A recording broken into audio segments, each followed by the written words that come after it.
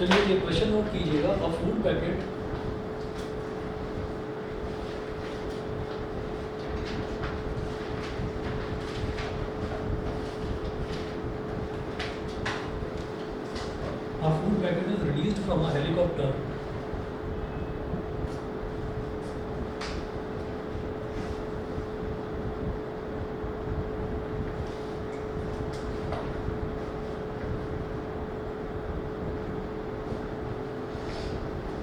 is released from a helicopter which is rising steadily at 2 meters per second.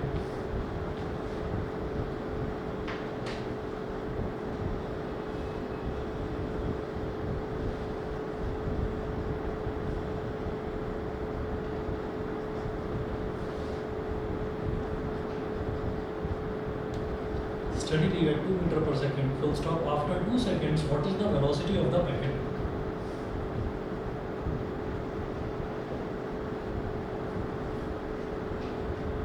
After 2 seconds, first part है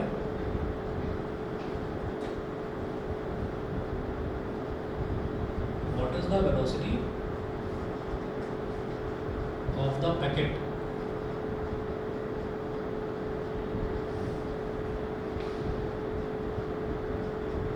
What is the velocity of the packet? Second part है how far is it below the helicopter?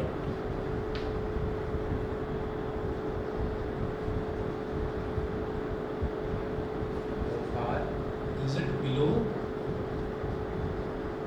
the helicopter?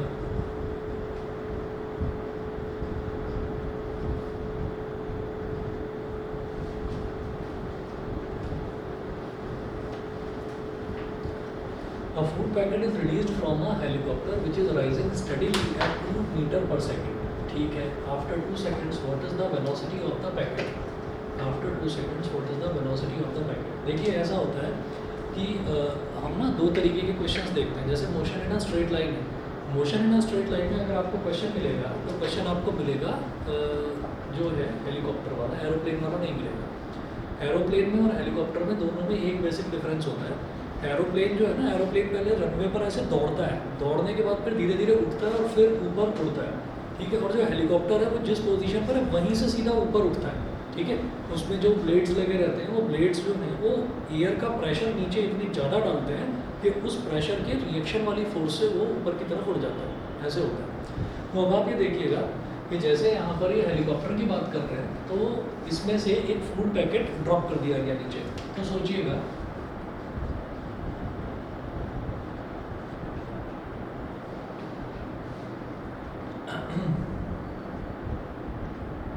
After 2 seconds what is the velocity of the packet. तो आप ये मान लो कि ये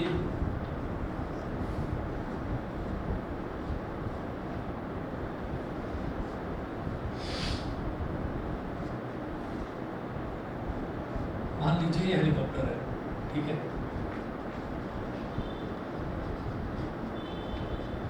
helicopter है. अब इसमें से क्या है कि एक फूड पैकेट ना रिलीज्ड का मतलब क्या है कि फूड पैकेट हेलीकॉप्टर नीचे से ऊपर की तरफ उठता जा रहा है.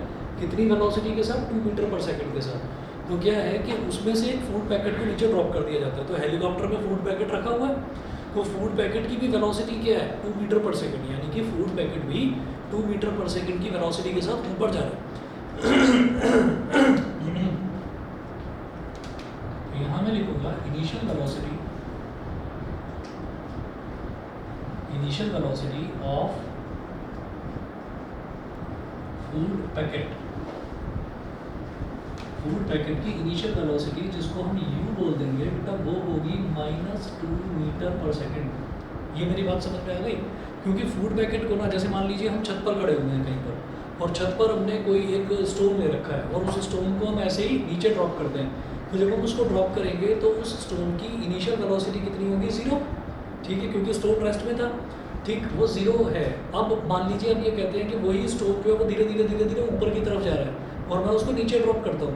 तो जब मैं उसको ऊपर से नीचे ड्रॉप करूँगा तो इसका मतलब क्या है कि फाइनली जो उसकी वेलोसिटी है वो डाउनवर्ड डायरेक्शन में होने वाली है. क्योंकि acceleration due to gravity small g की वैल्यू होती है 9.8 मीटर पर सेकंड स्क्वायर. ये चीज़ याद है? 9.8 metre per second square 9th class में करा हुआ.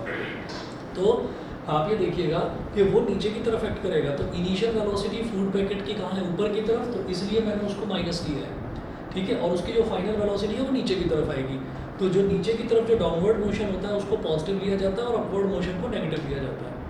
ज़रूरी नहीं है आपको कि मैं तो उल्टा लेना चाहता हूँ, आप डाउनवर्ड को अगर नेगेटिव ले रहे हो तो फिर अपवर्ड को पॉजिटिव लो, ठीक है। तो यहाँ पर इनिशियल वेलोसिटी -2 हो गई, ये क्लियर है सभी को, ठीक है। अच्छा, फाइनल वेलोसिटी जो है, फाइनल वेलोसिटी वो क्या होगी, उन्होंने बोला है कि आफ्टर 2 सेकेंड के 2 सेकेंड बाद की वेलोसिटी बताओ। हाँ, हम बताते हैं, v मुझे कैलकुलेट करना है।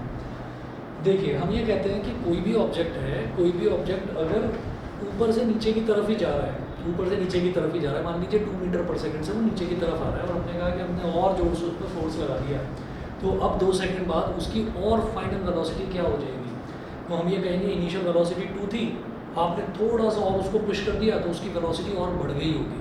तो जो मोशन इन स्ट्रेट लाइन है वो नीचे की तरफ ही जा रहा है पूरा का पूरा स्टोन, समझ रहे हैं, ठीक है। अच्छा, दूसरी चीज़ ये है कि अब क्या है कि हमारा स्टोन तो ऊपर की तरफ जा रहा है ऐसे, लेकिन फिर हमने उसको अचानक से ड्रॉप कर दिया, ठीक है, हमने उसको जो हेलीकॉप्टर उसमें से बाहर रिलीज़ कर दिया, छोड़ दिया, तो अब क्या होगा, अब वो नीचे की तरफ जाएगा। तो पहले जो नेगेटिव में था, पहले जो ऊपर की तरफ जा रही थी वेलोसिटी, अब वो अचानक से तो नीचे की तरफ होगी नहीं, वो कुछ जरा से इंस्टेंट के लिए, माइक्रो सेकंड या मिली सेकंड के लिए रुकेगा और फिर नीचे की तरफ जाएगा। तो वो जो रुका है वो क्या हुआ है, वो उसकी वेलोसिटी ना नेगेटिव से पॉजिटिव चेंज हुई है। हाँ, -2 से हुई -1, -1 से हुई 0 और फिर उसके बाद नीचे बढ़नी शुरू हुई। अभी समझ गए कि उसकी वेलोसिटी ओरिजिनली यानी कि इनिशियली कहाँ थी, ऊपर की तरफ थी, और फाइनली उसकी वेलोसिटी नीचे की तरफ होने वाली, तो दोनों के डायरेक्शन अपोजिट है। तो नीचे वाली को अगर मैं पॉजिटिव ले रहा हूँ तो ऊपर वाली को मैं नेगेटिव लूँगा, समझ गए। तो इसलिए मैंने इनिशियल वेलोसिटी को -2 मीटर पर सेकंड ले लिया, समझ गए, ठीक है कृष्णा। उसके बाद देखिए ये u हो गया और v हो गया, उसके बाद एक्सेलरेशन, क्योंकि नीचे की तरफ जा रहा है ऑब्जेक्ट, तो एक्सेलरेशन a क्या होगा, g के इक्वल, यानी कि 9.8 मीटर पर सेकंड स्क्वायर। इस क्वेश्चन में कहीं मेंशन नहीं है, अगर मेंशन होता कि आपको 10 मीटर पर सेकंड स्क्वायर लेना है तो लेते 10, नहीं तो आप 9.8 लेते। मेरे पास u है, v है, a है और मेरे पास t है, t कितना 2 सेकंड, ये चारों वेरिएबल कौन सी इक्वेशन में आता है, फर्स्ट इक्वेशन। तो यहाँ पर लिखिएगा bye first equation of motion,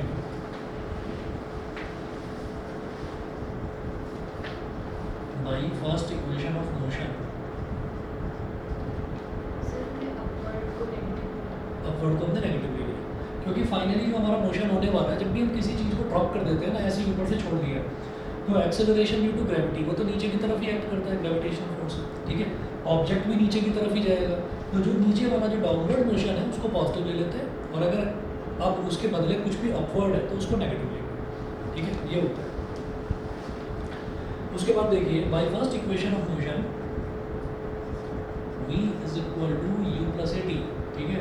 हाँ जी, v ही हमको निकालना है, u कितना है -2 प्लस a कितना है 9.8 इंटू 2 प्लस 19.6, तो v हो जाएगा कितना 17.6 मीटर पर सेकंड। बताओ समझ गए, ठीक है।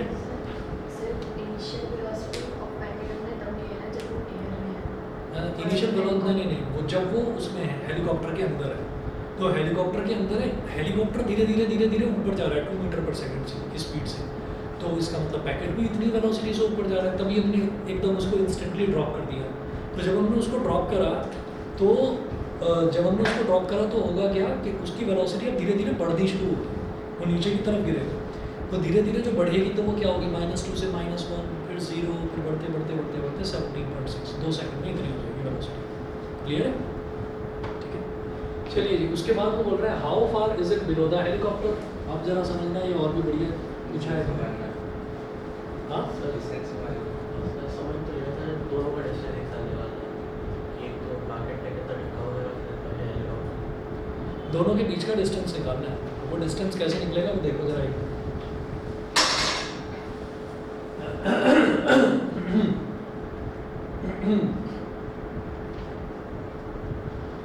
इसमें पहले लिखेंगे फॉर फूड पैकेट,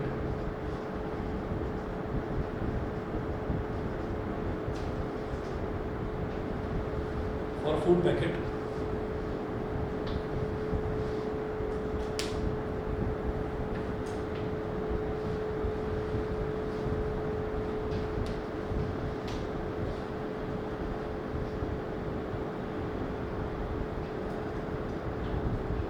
जैसे ऐसे मान लीजिए कि यह हेलीकॉप्टर है। अब ये था time t is equal to 0, time t is equal to 0, मतलब time t is equal to 0 का मतलब है इस इंस्टेंट पर मैंने फूड पैकेट को ड्रॉप कर दिया। ठीक है, अब जब फूड पैकेट को ड्रॉप करा तो यहाँ पर उसकी फूड पैकेट की इनिशियल वेलोसिटी कितनी थी, -2 मीटर पर सेकेंड।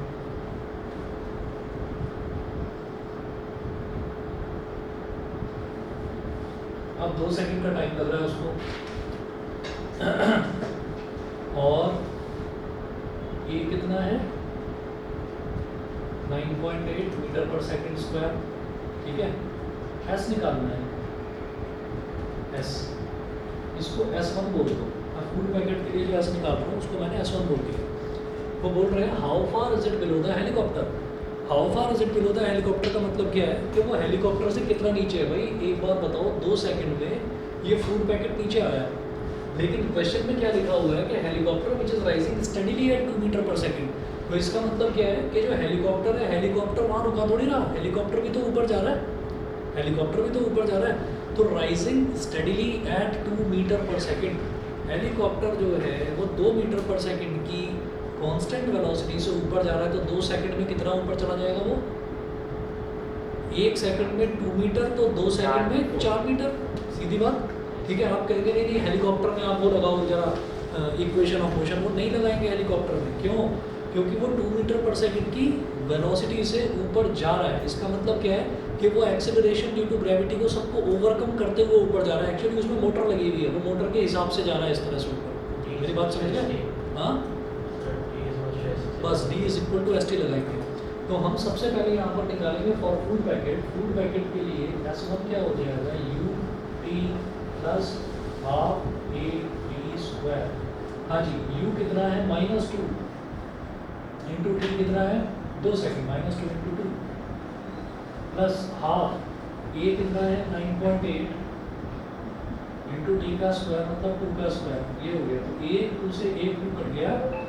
ठीक है, और -2 इंटू 2 इज -4 और 9.8 2 इज 19.6, 19.6 -4 इज 15.6 मीटर। ये हो गया। अब यहाँ पर लिखेंगे but for the same 2 second time, but for the same 2 second time interval,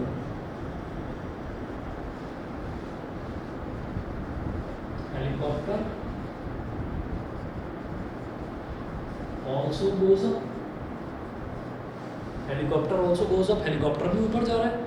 तो जो 1 सेकंड में 2 मीटर पर सेकंड उसकी यूनिफॉर्म वेलोसिटी है, तो जो 1 सेकंड में 2 मीटर ऊपर जाता है तो भाई 2 सेकंड में कितना जाएगा, 4 मीटर। ठीक है, तो उसको बोलेंगे S2। तो ये कितना हो जाएगा, velocity into time, velocity into time.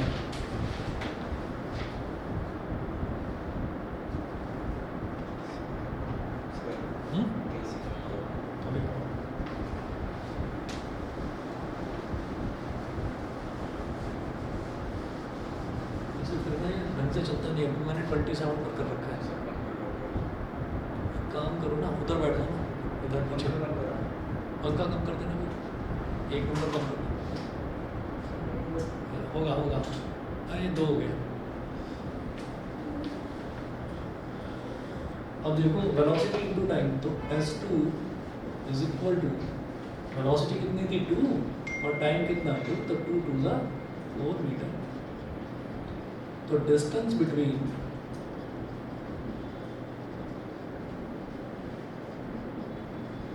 Helicopter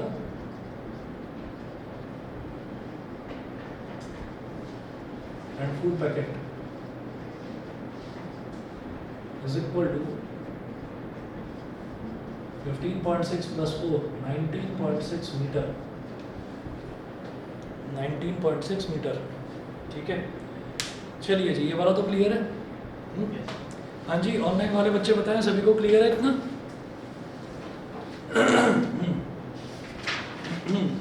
Aditya, Divyanka, सुमन, ठीक है। एक क्वेश्चन और देखिएगा।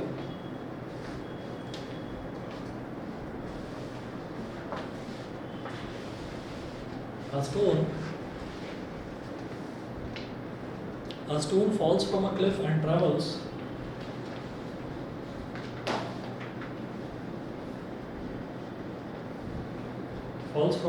and travels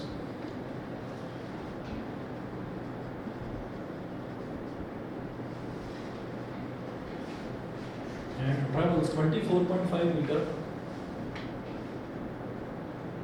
24.5 meter. In the last second,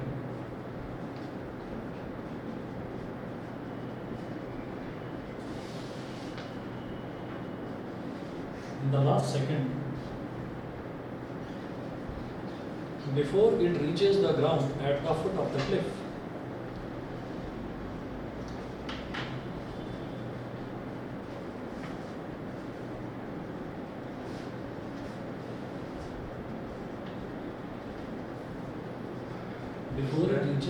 हाँ, वेलोसिटी टाइम पे भी हमारी ये हमने निकाली है कि हेलीकॉप्टर कितना ऊपर जा रहा है।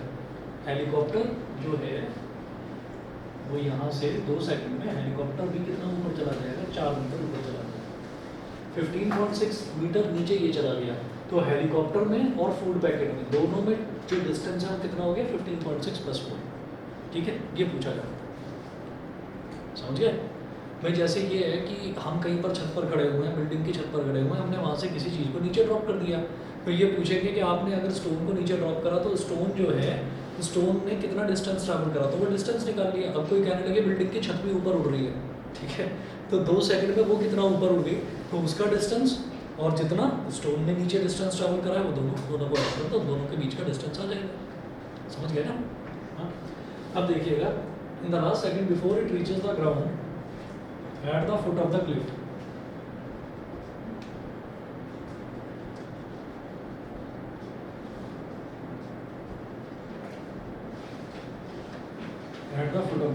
full stop, find the height of the cliff.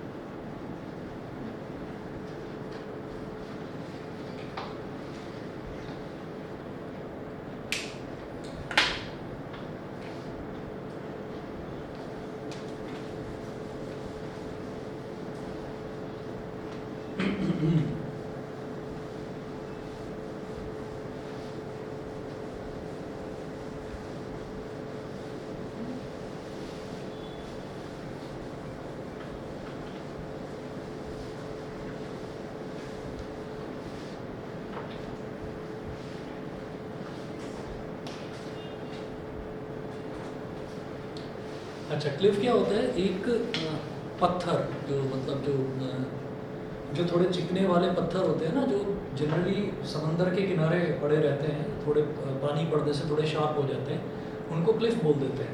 तो क्लिफ जो है वो छोटे छोटे पत्थरों का जो पहाड़ बन जाता है समंदर के किनारे किनारे, तो उसको हम क्लिफ बोल देते हैं। तो stone falls from a cliff and travels 24.5 metre in the last second before it reaches the ground. In the last second before it reaches the ground, तो क्या है यहाँ पर देखिएगा,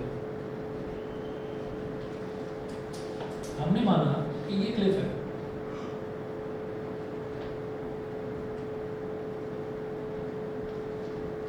ये क्लिफ है, यहाँ से हमने स्टोन को नीचे ड्रॉप कर दिया, ठीक है। अच्छा, stone falls from a Cliff, जब कोई भी चीज़ फॉल करती है तो इट फॉल्स फ्रीली, और जब कोई चीज़ फ्रीली फॉल करती है तो उसकी इनिशियल वेलोसिटी होती है 0, ठीक है। उसको हमने पकड़ के ऐसे फेंका नहीं है, उसको हमने ऐसे फॉल मतलब ड्रॉप कर दिया, तो ड्रॉप करते टाइम उसकी इनिशियल वेलोसिटी 0 होगी। तो u जो है वो तो हो जाएगा 0, a जो है ये हो जाएगा 9.8 मीटर पर सेकंड स्क्वायर। उसके बाद हमको क्या निकालना है, find the height of the cliff. तो मैं यहाँ से ये निकालना चाहता हूँ पूरी हाइट h, ये हम निकालना चाहते हैं, ठीक है। अच्छा, इसके बाद हमें टाइम कितना लग रहा है, इसमें टाइम आ जाए तो शायद हम निकाल पाए। तो मेरे पास टाइम नहीं है, टाइम नहीं है, लेकिन टाइम जो है, टाइम को हमने मान लिया n सेकंड्स, और क्वेश्चन में क्या दे रखा है, s nth। s nth का मतलब क्या है, देखिए n सेकंड का मतलब ये हो गया कि टोटल n सेकंड्स में वो जो पत्थर है वो ऊपर से नीचे ग्राउंड पर आकर, जमीन पर आकर टकराता है बड़ी तेज से, ठीक है। तो ये तो हो गया कि मतलब कितना टाइम लग रहा है उसको ऊपर से नीचे तक आने में, वो मैंने मान लिया n सेकंड्स, पहली चीज़ ये। उसके अलावा वो बोल रहे हैं कि आखिरी जो सेकंड है ना, उन्होंने बोला in the last second it travels 24.5 metre in the last second before it reaches the ground at the foot of the cliff. तो वो जो आखिरी सेकंड है, उस आखिरी सेकंड में वो 24.5 मीटर ट्रैवल करता है, ठीक है, आखिरी सेकंड में। तो इसका मतलब एस nth की वैल्यू 24.5 मीटर दे रखी है। ये मेरी बात सभी को समझ में आ गई कि नहीं? ठीक है, नहीं समझ में आया? देखिए ऐसा होता है कि जैसे हमने कहा कि ऊपर से नीचे तक उसको गिरने में कितनी हाइट है, मान लीजिए 200 मीटर, मान लीजिए 300 मीटर, इतनी टोटल हाइट है उसकी क्लिफ की। लेकिन उन्होंने बोला कि वो जो जब वो ट्रैवल कर रहा है ना, तो अपना जो आखिरी सेकंड है, nth सेकंड जो है, वो nth सेकंड में 24.5 मीटर ट्रैवल कर रहा है, यानी कि ग्राउंड पर जस्ट हिट करने से पहले वाला जो एक सेकंड है, उसमें उसने इतना ट्रैवल करा। तो ये एस nth दे दिया इन्होंने, nth मतलब बिल्कुल आखिरी वाला सेकंड जो है। तो nth का मतलब वो एक सेकंड के लिए ही होता है डिस्टेंस ट्रैवल, लेकिन वो आखिरी एक सेकंड। तो उस एस nth की वैल्यू 24.5 मीटर दे रखी है। ये समझ लो, टीचर बताओ, हाँ क्लियर है? और एस nth का फॉर्मूला बताओ क्या था? u plus a by 2 into 2n minus 1. बिल्कुल सही, u plus a by 2 into 2n minus 1 is equal to कितना? 24.5। हाँ जी, u कितना है? 0, a कितना है? 9.8 है बेटा, क्योंकि पता सिर्फ एस nth ही तो दे रखा है मेरे को।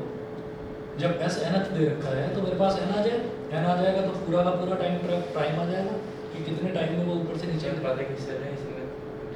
रखा है। इन्होंने बोला stone falls from a cliff and travels 24.5 metre in the last second. आखिरी जो एक सेकंड है, nth सेकंड जो है, याद करिए जब आपने 10th में भी करा था ना एपी वाला, तो उसमें जब वो बोलते थे ना कि मतलब nth टर्म जो है वो इतनी है, तो nth टर्म का मतलब क्या है? लास्ट टर्म की बात होती थी वो, समझ गए?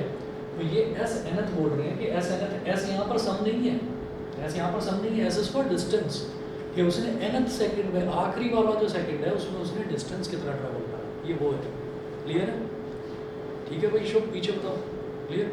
तो u plus a by 2 into 2n minus 1 into 2n minus 1 is equal to 24.5, 4.9 हो गया। 4.9 into 2n minus 1 is equal to 24.5.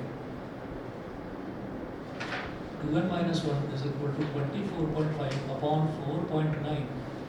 Point गया, पॉइंट से पॉइंट कट गया, So 5. 5, अच्छा 49 5 था, 49 5 था 245, और 2n is equal to 5 plus 1, तो 2n is equal to कितना हो गया? 6। मतलब उसको ऊपर से नीचे तक गिरने में टोटल 3 सेकंड लग रहे हैं। टोटल भाई, टोटल टाइम जो है वो n सेकंड्स हमने माना था, तो वो 3 सेकंड आ गया। हाइट पूछ रहे हैं। Now s is equal to h, यानी कि हाइट ऑफ द क्लिफ। पूरे क्लिफ की हाइट को मैंने h मान लिया, ये हो गया। अच्छा, u कितना है? 0, a कितना है? 9.8 मीटर पर सेकंड स्क्वायर, ठीक है, और टाइम कितना था? n is equal to 3 seconds. s u a t, कौन सी इक्वेशन लगाएंगे? Second. s is equal to u plus at। So ut plus half at square आया तो हाँ, s is equal to ut plus half at square। सब मैंने जैसे करी थी वो मैंने थोड़ी याद हमारी सेकंड कौन सी है? सब 20 पे एसएसटी उसको ट्विस्ट में अच्छा अब याद रखिए कि उसके जो है नंबरिंग स्टैंडर्ड है। First equation b plus b is equal to u plus 80। अब उसको थर्ड इक्वेशन मत बोलते ना कि मेरे हिसाब से ये थर्ड है। चलिए भाई सेकंड इक्वेशन ऑफ मोशन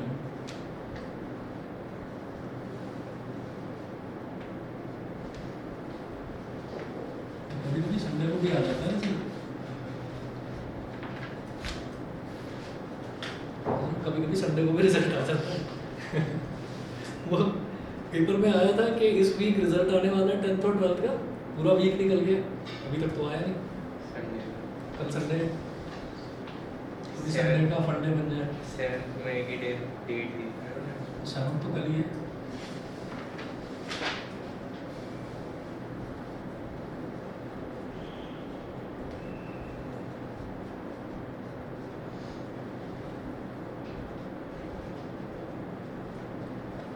तो भाई ये तो 0 हो गया और 9 इंटू 4.9 9 9 से 80 9 4 से 36 सॉरी 44.1 मीटर। बोलो भाई समझ गए दोनों क्वेश्चंस क्लियर है? सर क्वेश्चन नंबर 8 का answer Galileo's law of odd numbers है। What is the ratio of times of descent through PQ and QR? Points PQ are in vertical lines so that PQ is equal to R over R and P is around 4 times of descent through PQ and QR.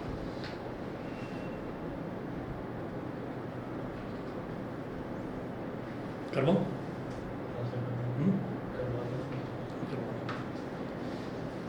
ये question ना गलत लिखा हुआ है। P Q is equal to O R लिखा हुआ है। O R नहीं है, क्यू आर है ये, क्योंकि ओ कोई पॉइंट दे नहीं रखा है इसमें। देखिए जी एक क्वेश्चन और नोट कर रहा हूँ, देखिएगा जरा।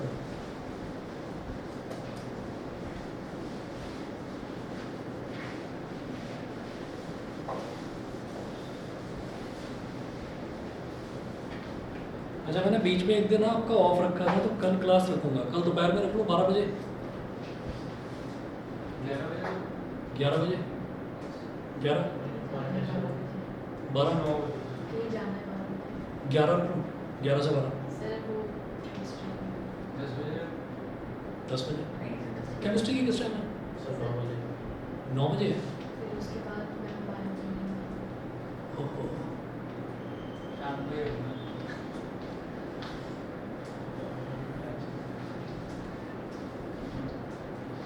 देखता हूँ अभी क्या है।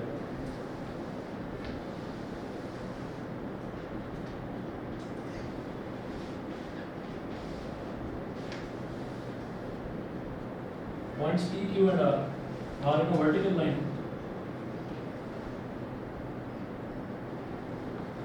Points P, Q and R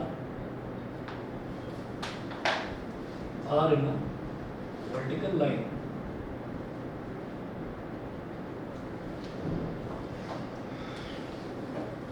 such that PQ is equal to QR.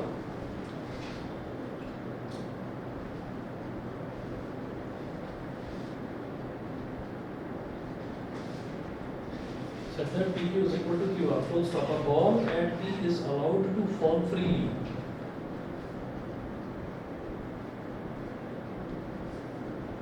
A ball at P is allowed to fall freely. Full stop. What is the ratio of the times of descent?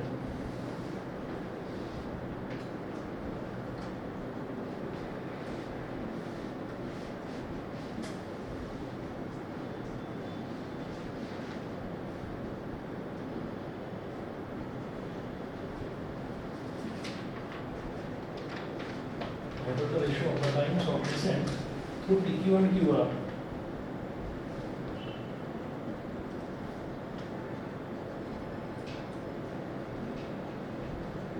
PQ and QR.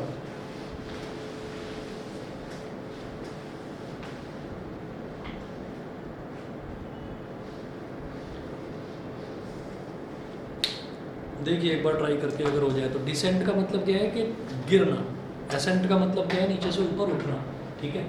तो P Q P से Q तक का time निकालना है और Q से are तक का टाइम निकालना है, दोनों का रेशियो ले लेना, ठीक है। 1 मिनट दीजिए मुझे, 1 मिनट में आ रहा हूँ।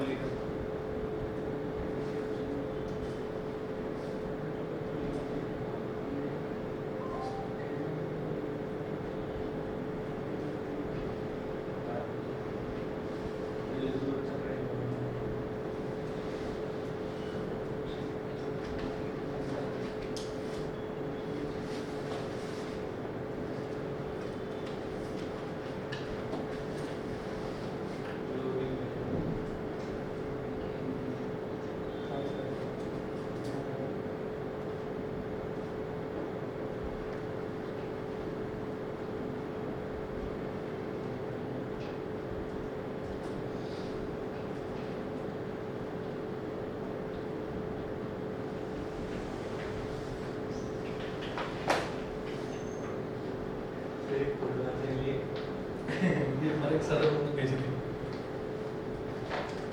So 1:3 हमेशा आता है। 1:3 1:3 तो इधर भी मतलब सबरे 12th ग्रेड का आता है फिर इतना 10th का पहले तो ऐसे ही होता था कि पहले 12th का आता है, उसके 2 दिन बाद 10th का आ जाता है, लेकिन पिछले साल कुछ एक्सेप्शनल हुआ था, पेरेंट 2 घंटे बाद आ गया 2 घंटे बाद ही आ गया था।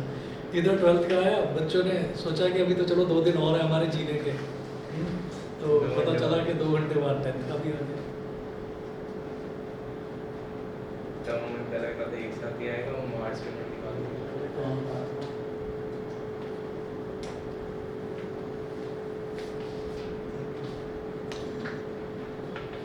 चलिए ये देखिएगा पॉइंट्स क्या बता रहे हो, 1:3 है शायद। Yes.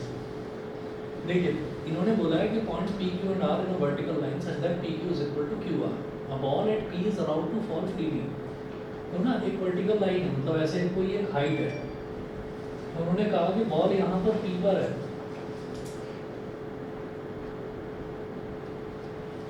फिर ये क्यू हो गया और फिर ये आर हो गया, तो पी क्यू आर उन्होंने बोला such that P Q is equal to Q R. तो पी से क्यू तक की जो लेंथ है ना उसको x मान लो, और ऐसे ही q से r तक वाली जो लेंथ है ये भी x हो गई।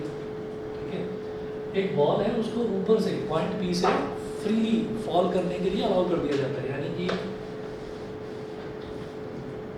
पॉइंट P पर अगर मैं बात करूँ तो initial velocity 0, a is equal to, इसको g लिख लो, मेरे को रेशो निकालना है। रेशो निकालना है तो हमारा अगर रिजल्ट जो है वो जी की टर्म्स में भी आता है तो कोई बात नहीं, रेशो में जी से जी कैंसल आउट हो जाएगा, तो मैं उसकी वैल्यू 9.8 लिख नहीं रहा हूँ, जी लिख दिया बस। ठीक है, तो एक्सेलरेशन इनटू ग्रेविटी हो गया स्मॉल जी, उसके बाद जो डिस्टेंस है, डिस्टेंस हो गया x, तो u है, a है और s है। उन्होंने बोला what is the ratio of the times of descent. ठीक, तो इसका मतलब क्या है कि इसको टाइम को t1 मान लो, t is equal to t1, t is equal to t1।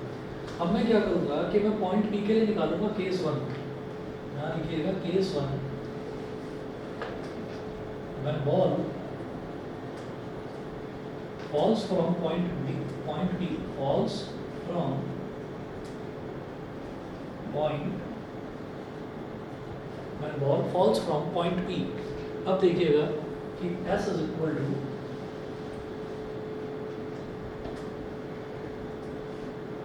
ut plus half a t square. ठीक है, s कितना है x, x is equal to 0 into t कितना है t1, 0 into t1 plus half into a कितना है g into t1 का square, ये हो गया।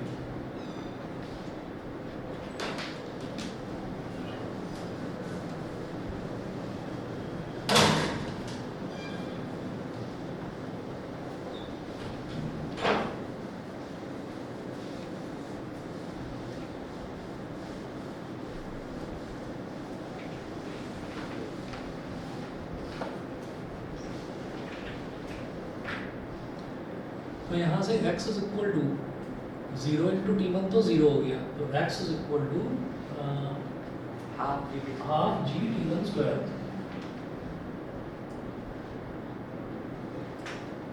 अब ये 2 इधर चला जाएगा, तो t1 square is equal to 2x upon g, तो t1 कितना हो गया under root 2x upon g, ये t1 की वैल्यू हो गई। उसके बाद आपको क्या करना है कि यहीं पर आप क्या करेंगे, v और निकालेंगे, v भी निकालना है मेरे को। क्यों? क्योंकि जब p से q तक बॉल ड्रॉप कर रही है तो वो q तक पहुंचते पहुंचते जो उसकी फाइनल वेलोसिटी होगी वो सेकंड केस के लिए इनिशियल वेलोसिटी मानी जाएगी, सेकंड केस के लिए उसको हम इनिशियल वेलोसिटी मान लेंगे। ठीक है,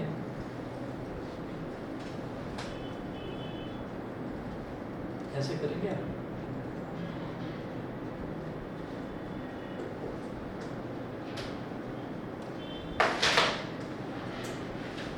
ये पूरे वाले का चलो देखते हैं। v is equal to u plus a t, तो v कितना हो जाएगा 0 प्लस जी t1, तो g into under root 2x upon g, ठीक है, इसको अभी ऐसे ही छोड़ो, v की वैल्यू ये आ गई g into under root 2x upon g. उसके बाद केस सेकंड, when born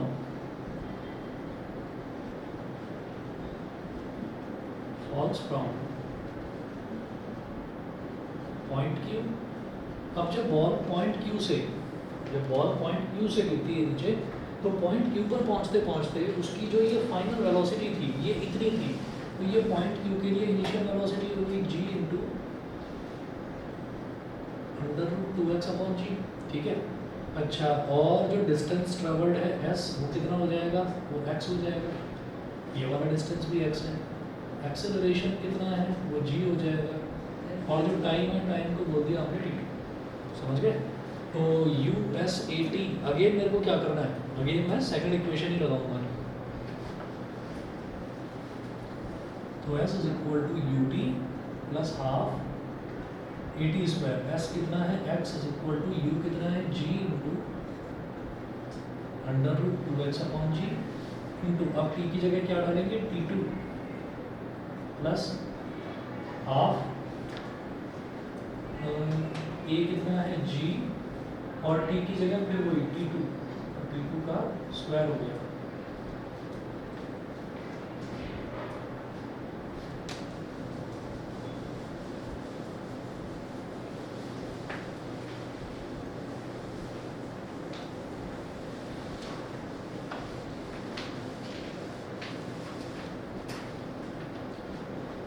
ठीक है, तो x इज इक्वल टू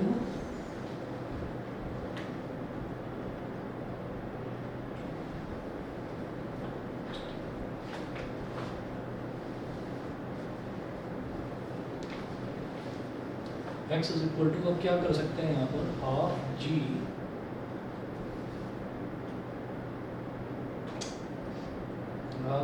है 2xg,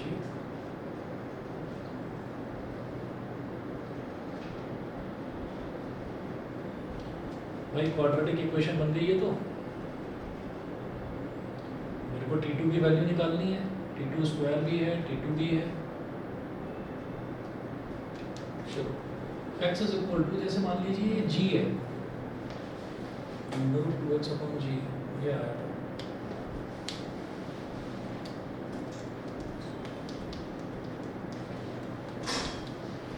इस g को अंदर ले जाएं तो कुछ फायदा होगा। चलो ऐसा कर लेते हैं, पहले ना इसको ऐसे लिख लो कि g/2 इंटू T2 का स्क्वायर प्लस, अब ये जो g है इसको अगर मैं अंडर रूट के अंदर ले जाऊंगा तो g स्क्वायर बन जाएगा, ये हो जाएगा अंडर रूट 2xg स्क्वायर, और अपॉन में g है ही इंटू T2, ठीक है, और x को इस तरफ ले गए तो minus x is equal to 0, एक g से एक g कट गया, तो g/2 into T2 square plus under root 2xg into T2 plus minus x is equal to 0। Actual में क्या है कि यहाँ पर ना जो T2 है, T2 वेरिएबल है, तो ये क्वाड्रेटिक इक्वेशन बन गई, जैसे हमारे पास होता था ना ax square plus bx plus c is equal to 0, ये होता था। तो इसमें हमारे पास वेरिएबल T2 है, तो हम यहाँ पर क्या करेंगे कि T2 की वैल्यू निकालेंगे, तो T2 इज इक्वल टू क्या हो जाएगा, minus b plus minus under root b square minus 4ac upon 2a, इस तरह से निकलेगा। अब b कितना है, ये जो T2 के साथ मल्टीप्लाई हो रहा है ये b है, तो T2 is equal to minus under root 2xg, ये तो माइनस b हो गया, plus minus under root b square मतलब रूट 2xg का स्क्वायर, अंडर रूट 2xg का स्क्वायर, तो ये तो हो गया b square minus 4 into a c, तो a कितना है g/2 इंटू c कितना है माइनस x और upon 2a 2 into g by two, इधर 2 से 2 कट गया, इधर 2 2 ज़ा 4, ठीक है। तो टी2 की वैल्यू कितनी आ गई, minus under root 2xg plus minus under root, अब देखिएगा ये अंडर रूट 2xg का होल स्क्वायर है, तो अंडर रूट से होल स्क्वायर कट जाएगा, ये क्या हो गया 2xg, इधर आ गया माइनस 2 इंटू जी इंटू माइनस एक्स, तो प्लस का 2xg, प्लस का 2xg, ठीक है, और अपॉन अंडर रूट जी, बस ये आ गया। अब इसके बाद क्या बोलेंगे, T2 is equal to minus under root 2xg minus under root 2xg plus minus under root 4xg और अपॉन में g, ये हो गया, ठीक। ये करने के बाद क्या करेंगे भाई, इस तरफ आते हैं,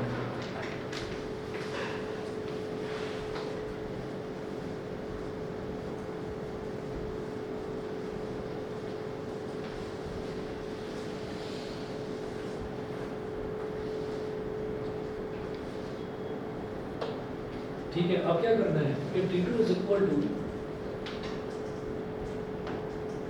minus 2 under root xg minus under root 4xg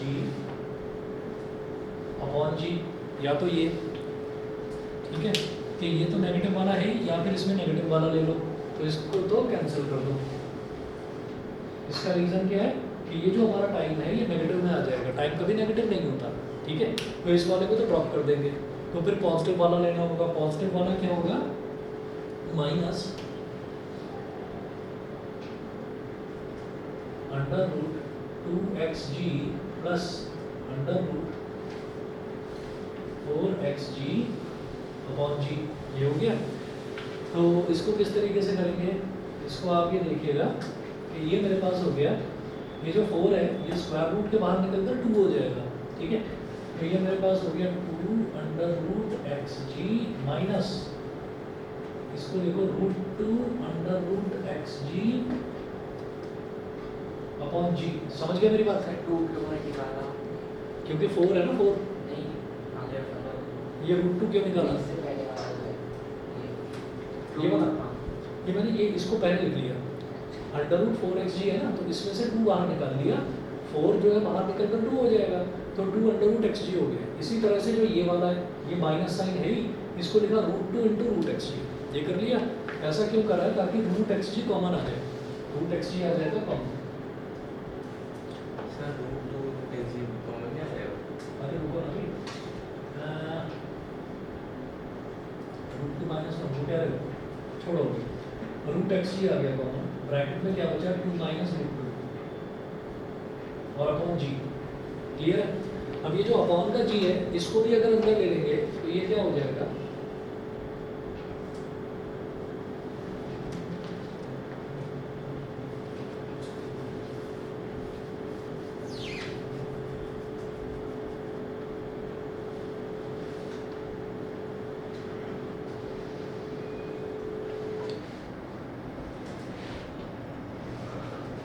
एक काम करिए, सुनिए,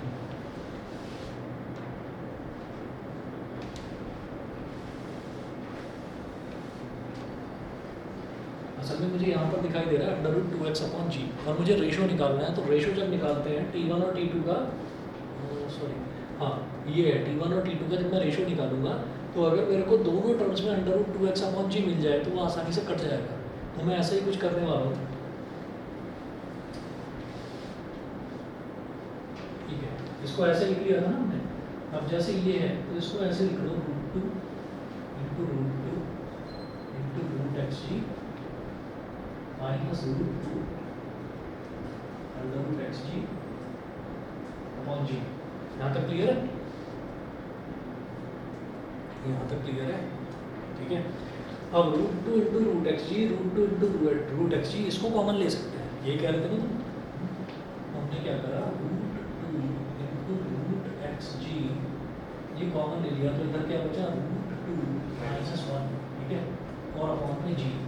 ठीक, अब ये नीचे वाला मिटा रहा हूँ, बराबर वाला।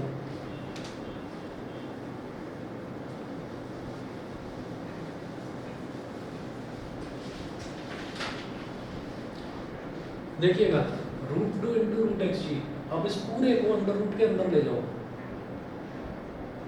पूरे को अंडर रूट के अंदर ले जाओ तो T2 इज इक्वल टू, ये क्या हो जाएगा, ये दोनों तो रूट में है ही, तो ये तो सीधा सीधा √2xg हो जाएगा, √2xg। और डिनोमिनेटर वाला रूट में नहीं था, तो इसको रूट के अंदर ले जाने के लिए क्या करेंगे, जी स्क्वायर कर देंगे। भाई कोई भी टर्म अगर बाहर है, मतलब रूट में नहीं है, उसको रूट के अंदर ले जाना है, तो रूट का मतलब उसको टर्म का स्क्वायर कर देंगे। जैसे 2 है तो 2 को क्या लिख सकते हैं, √2 स्क्वायर। ऐसे ही जी है तो जी को क्या लिख सकते हैं, √g स्क्वायर। ठीक है, तो ये जी स्क्वायर इधर आ गया ऐसे, और ब्रैकेट में क्या बचा हमारे पास, √2 - 1। अब एक जी से एक जी कट गया, तो T2 is equal to √2x upon g into √2 - 1।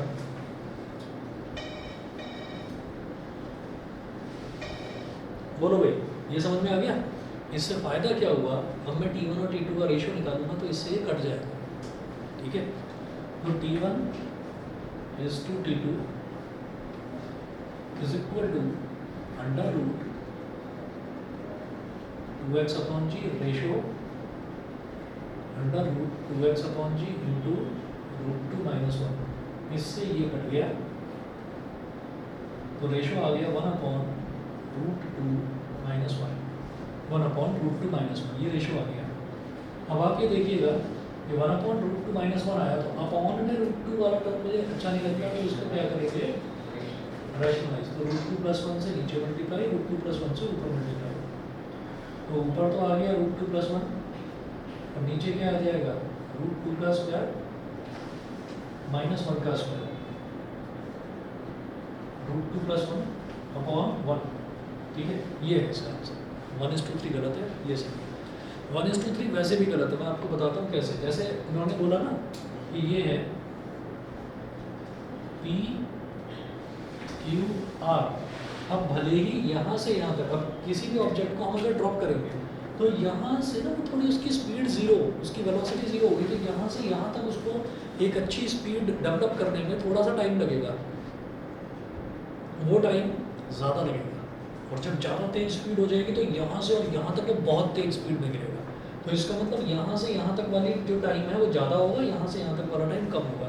ऐसा ही हो रहा है। √2 की वैल्यू होती है 1.4, 1.4 + 1 यानी कि 2.4। तो यहाँ से और यहाँ तक आने में उसको 2.4 सेकंड लग रहे हैं, तो यहाँ से यहाँ तक आने में सिर्फ 1 ही सेकंड लग रहा है। ठीक है ना, ये चीज़ है। तो ये इसका सही आंसर है। हाँ जी, PQ और QR इक्वल दे रखे हैं, वो कहाँ पे यूज़ करें? 1 का यूज़, ये x वही तो है, मतलब जो डिस्टेंस है, हमें डिस्टेंस ने कहीं परेशान ही नहीं करा। डिस्टेंस हमने इक्वल लिया था x और x, तो वो x और x ये 2x √2x अपॉन जी √2x अपॉन जी ये कट गया। इसीलिए मैंने g की वैल्यू 9.8 लिखी नहीं थी, तो 9.8 लिख कर हम ऐसे और परेशान हो जाते हैं, तो बार बार 9.8 और लिखना पड़ता है। ठीक है, तो ये चीज़ है। हालांकि उससे एक फ़ायदा होता है आपको, अगर हम 9.8 लेते ना तो ये 2x अपॉन 9.8 ये इस तरह से आता, तो इससे ये बन जाता 4.9, 4.9 तो ऊपर आ जाता 10, तो ये 7 आ जाता नीचे। हाँ, ये अंडर रूट 10x अपॉन 7 हो जाता। ठीक है, फालतू में कॉम्प्लेक्स टर्म जी है, फिर 49 का स्क्वायर रूट 7। ठीक है, ये ऐसे हो जाता। तो खैर ठीक है, ये समझ में आ गया सभी को। ठीक है, क्वेश्चंस स्टैंडर्ड के दे रखे हैं ये काफ़ी, और ये 8th वाला क्वेश्चन कोई बच्चा करके लाए तो बताना। ठीक है, हर कोई कर नहीं पाएगा, इसलिए अटक जाएंगे, छोड़ देंगे बीच में। जैसे ही यहाँ पर लगेगा ना क्वाड्रेटिक फार्मूला, आधे बच्चे यहीं छोड़ देंगे कि नहीं ये मैं कुछ गलत कर रहा हूँ, कहीं ना कहीं कुछ गड़बड़ है। ठीक है, तो सही है, सभी को क्लियर है। अच्छा, कल भी न्यूमेरिकल्स करेंगे। टाइम जो है ना, टाइम मेरे पास कल फर्स्ट हाफ का ही है, तो ठीक है, मैं देखता हूँ 11 या 12 बजे पे रखता हूँ। केमिस्ट्री और भी कोई पढ़ता है वहाँ पर, सब राजेश का केमिस्ट्री, तो क्या टाइम है, 11 से 12?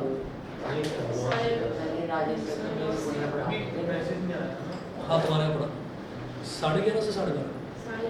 9:30 बजे से अच्छा, 9 से 11 बजे तक, 11 से 12 रखूँ? बताओगे, सोच में पड़ गए।